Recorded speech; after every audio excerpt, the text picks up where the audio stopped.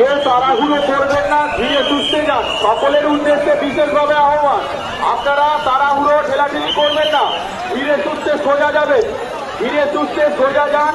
সকলের উদ্দেশ্যে বিশেষভাবে আহ্বান, আপনারা ধীরে সুস্থে যান। কেউ তাড়াহুড়ো ঠেলাঠেলি ছোটাছুটি করবেন না, এতে সমস্যা হতে পারে। আপনাদের নিজেদের সুস্থতা কামনা করি তারকেশ্বর থানার পক্ষ থেকে।